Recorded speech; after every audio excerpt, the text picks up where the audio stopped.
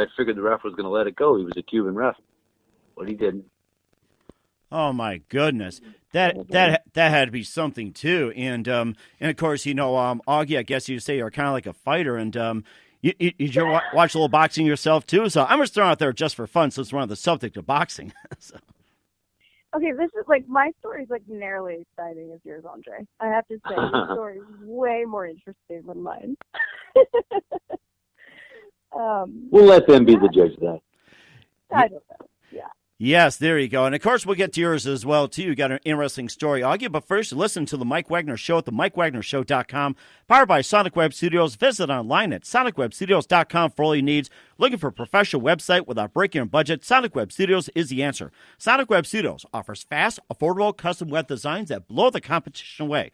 Call today at 1-800-303-3960. That's 1-800-303-3960. Or email to support@sonicwebstudios.com. Mention the Mike Wagner Show. Get 10% off your first order. Sonic Web Studios. Take your image to the next level. Also, the Mike Wagner Show is brought to you by Evan Fine of the Senior Reserve Group. When you start thinking about retirement, who are you going to call about Medicare? Why call the best?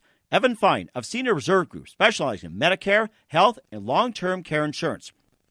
Evan can be reached at 1-800-650-9357 or email to evanfine@seniorreservegroup.com. Evan is licensed in New York, New Jersey, Pennsylvania, Connecticut, Delaware, South Carolina, and Florida. Also, the Mike Wagner Show can be heard on themikewagnershow.com. Also on Facebook at facebook.com/The Mike Wagner Show. You can also download and listen on SoundCloud, Spreaker, Spotify, and iHeartRadio, and also watch the interview on YouTube as well. We're here with the stars of Chasing Bullitt, Andre Brooks and Augie Duke, talking about their movie and how Andre got started. And, of course, he got into his boxing career, then he went into Hollywood, and that's how he got to have a fighting image. And, of course, Augie Duke is a little bit of a fighter herself, but, hasn't really boxed. And maybe after talking, she probably wanted to get in a boxing ring or learn lessons. But let's get to Augie here for just 1 second. You've been in Bad Kids Go to Hell, Gravity, Chemistry, and Black Room, etc. Also 6 years, 4 months, and 23 days. You've been on the independent circuit, and you've won a couple of awards. And first of all, before you got into Chasing Bullitt, tell us you got started in acting. God. I'm so impressed by you. You can hold that breath so long. I love it.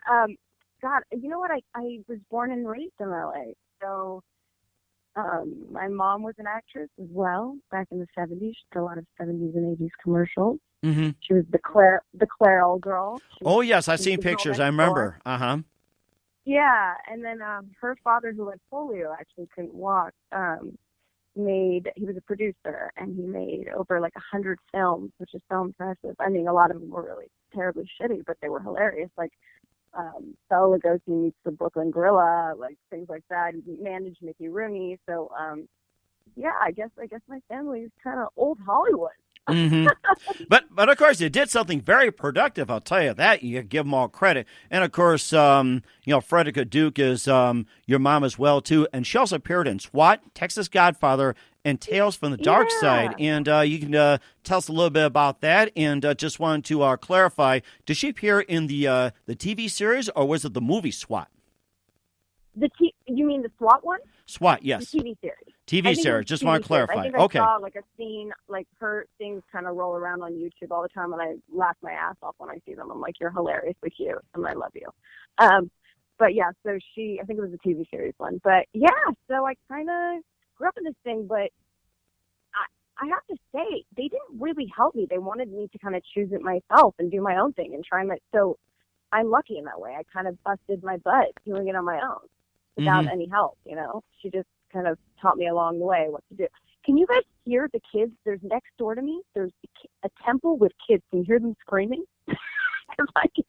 Really? I don't hear a thing, to be honest with you. So no, I'm not getting it. No, I'm glad that you guys can't hear that, because I'm over here going, because they're like, oh my God, I won. No, you won. No, I won. Can they hear that right now? It's hilarious. Anyway, so okay, back to that. But so I kind of did it on my own, which is cool, and they just gave me some advice along the way. Mm-hmm. And what was the moment that actually influenced you in acting? What was the most precise moment? The most precise moment is a good question. I used to talk to myself as a kid I'd lock my door and kind of orchestrate like books and talk to my books. And I was a big weirdo as a kid. And I was like, wow, I really like pretending like I'm somebody else. Maybe I should do something about this, like theater or acting. So I think I knew I kind of had it in me. I had the bug as a kid. I really did, but I never really did it until I was in my early 20s. Never really pursued it because I was too scared to, honestly. I was like, oh my God, where do I even go? What do I even do? How do I even get started in this? So, yeah, and then I finally had the confidence to do it. Who'd you consider your favorite your actor and actress growing up as well too, especially with a TV show as well? Wait, say that? My favorite actress? Yeah. It's like who did you enjoy watching as a kid? You know, either actor or actress growing up. Oh, okay. Well, as a kid, my favorite actress was Whoopi Goldberg. Literally, I loved her so much. In Ghost, I just think she was a genius comedian and hilarious. Later on in life, I sort of fell in love with Tilda Swinton and Olivia Colman and Cate Blanchett. I mean, there's so many incredible actors and actresses. I can't name one. They're all very influential to me, you know? And I was going to mention Steve McQueen. Is that part of the list? Oh, yes. And, of course, Steve McQueen and Neil Adams. You have to put them in the mix, of course. Yeah. And I'm sure, Andre, you agree, too, right? Steve McQueen was very influential. Or who do you consider your favorite actor or actress growing up as well? Oh, definitely Steve McQueen is up there. Yeah. Marlon Brando. Oh, yeah. Daniel Craig. Daniel Day-Lewis. Yeah, there's... one thing I liked about Steve I could relate to especially was that he didn't like a lot of lines. He liked to keep it simple. He'd like to be more expressive than put it into words. He'd put it into a look. Mm-hmm. And I was the same. I've been the same growing up. My mom would say, you know, you don't say a lot sometimes, but certainly can tell what's on your mind. And I thought, oh, that's a good thing, I think. For an actor, it's a good thing anyway, to be expressive. More. Yeah, less is more. Mm-hmm. Like I mentioned, I've got a 1-year-old son now, and his middle name is Steve, actually. Maximus Steve Brooks. You can check out his Instagram page, maximus.steve.brooks. Maximus Steve Brooks. I'll check it out. And I can literally, I can get my point across without any words, you know. And it's funny how he'll react to just expressions, and he's giving them out now too. He's it's a lot of fun to see. You can tell what's on his mind, and it's pretty cool.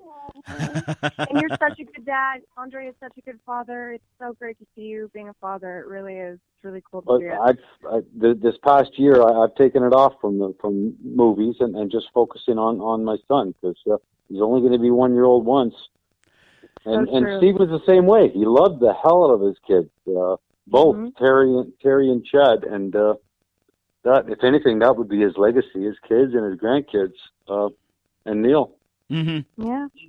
And you can only be Steve McQueen once too, so as they say. So. Yeah. Well, that's the beauty of this movie. I'll always have this as the souvenir, and the memory is there on film. Mm-hmm. Have you printed out the poster yet? You got to frame. I did. I haven't hung it up yet. The first picture that went up in the house was a picture of my son, but I definitely have the poster printed up and framed. It's just sitting there in the spare room right now. I got to say, working with Augie was fantastic. We only had 2 days, like she said. We only had 2 days to shoot. 12 days total to make this movie. So everything was go. You had to jump right in with both feet. And luckily, for the scenes that I did with Augie, Joe mapped it all out, and everything was choreographed and planned. Even a little bit of room for the unexpected. And you know, of course, filming a romantic, loving scene with Augie isn't too rough for any actor. But a scene, listen, a scene where there's conflict and turmoil, well, that wasn't easy.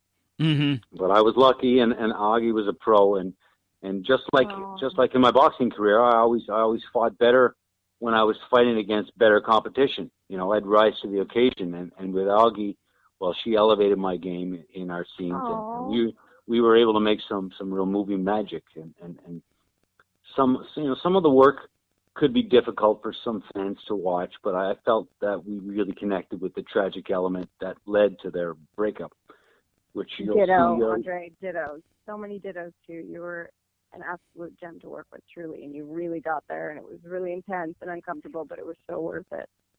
Yeah, it's the 12 days to film a feature film is about a third of what you should normally have to do it, but sometimes it can be a benefit because you don't get a chance to second guess and sit and think and reflect.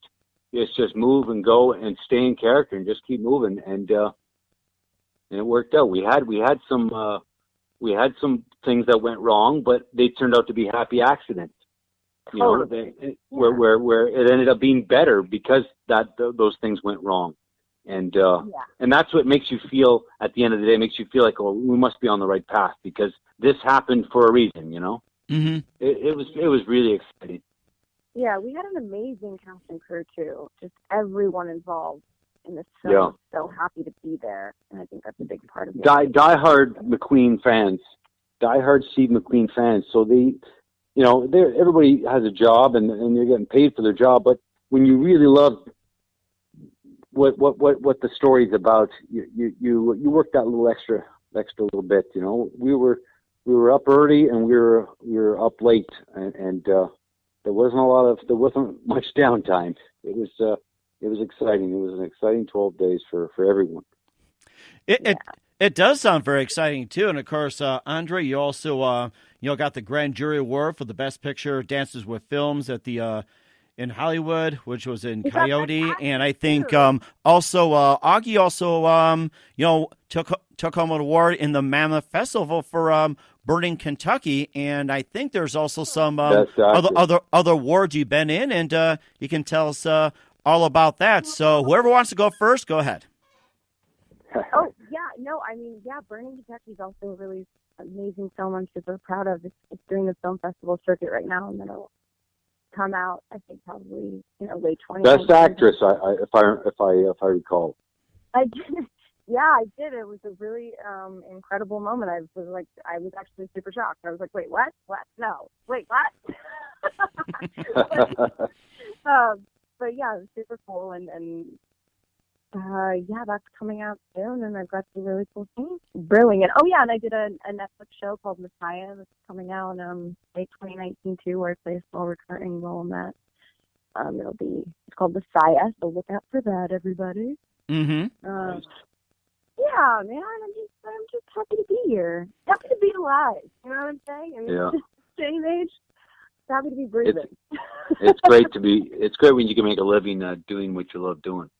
That is so true. Just like the Geico lizard, it's like if you love what you're doing, it's not a job. It's not work. Yeah, it's so true. Yes, that is very true as well too. And of course, besides the chasing Bullitt, what else do you consider your most memorable moment, and what's probably the most challenging in the movie? Andre, you choose. Well, I don't want to give anything away, but I one of the scenes I have with Augie was probably the most challenging part of the movie. Mm-hmm. We have some stuff with some high speed in my car and a couple of other cars involved as well. But that stuff didn't bother me. I was behind the wheel, so it was fine. It wasn't a stunt person doing the driving. It was me doing the driving. But I had a great boxing career, and I know how to throw a punch, and I know how to make it look like I threw a punch and not land. But when I'm in a domestic dispute with the love of my life, that's and you want to make it real. That's not easy. And oh, by the way, you only got a day to do this. Mm-hmm. Oh man, yeah. My work with Augie was definitely the most challenging part of the movie. Yeah, you told me that. I remember you telling me that because you were shooting, I was only for 2 days, and you were like, "Oh my God, that was really, really hard." But I think I don't. I skipped lunch. I couldn't eat.